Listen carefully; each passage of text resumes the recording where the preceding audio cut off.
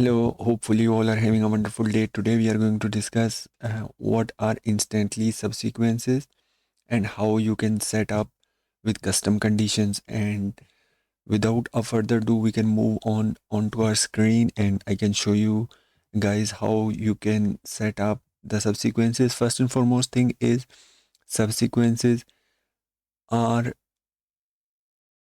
the subsequences as it displays by its name.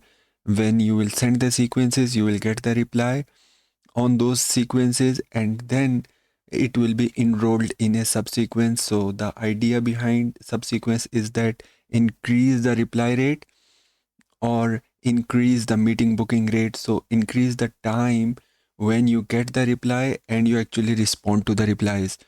So this is a very handy and thing. And first and foremost thing is, let's say if you are going to set up a new subsequence, here you can give him give the subsequence a name. We can, let's say if we do a name, and you could, here you have two options. If a lead is marked as interested, I would say most of the times that I do is I pick up the leads status instead of using the instead of using the words. Let's say you can also use some words like I am interested, or then you would go towards us, you would put a semicolon, you will put the next word which could be tell me more. These are then again semicolon, and one more word you could use like interested, something along these lines. But most of the times what I do is I set up interested based on the lead status and I let instantly AI mark the leads as interested, not interested, as most of the times they are very good. Now, okay, so it says overlapping trigger. Let's change this. You can put it as instantly. It is not letting me create because I have already created. Yeah, I have already created subsequence with interested. Let's make it one. So here you can write the first step.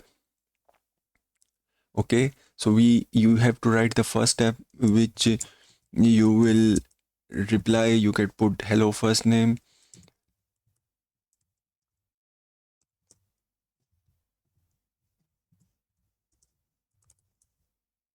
You can write the reply that you are going to send back to the lead. You can schedule a meeting here.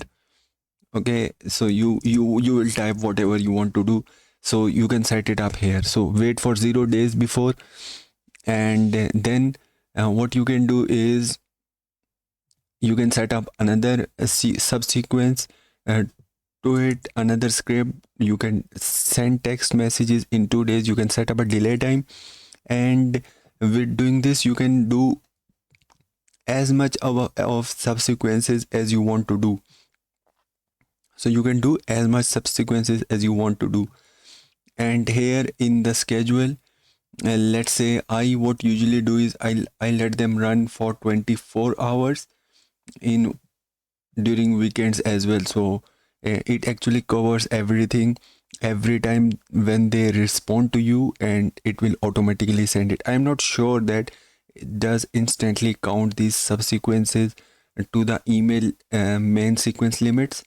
If they do not count it, they will be automatically send whatever time it is and whatever amount of emails you have sent out to the prospects.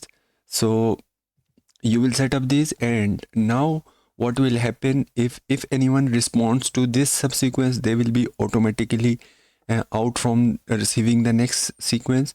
But if you have a Calendly link here and they click on that Calendly link and they book the meeting with you, but they have not replied to you, so what you need to do is you actually need to go to that lead on instantly. You can change the lead status from interested to meetings booked, and then it will automatically update the stuff, so that they do not usually receive the second email. So I think this is everything that I have covered. Still, if you have questions, feel free to reach out. Thank you and have a wonderful day.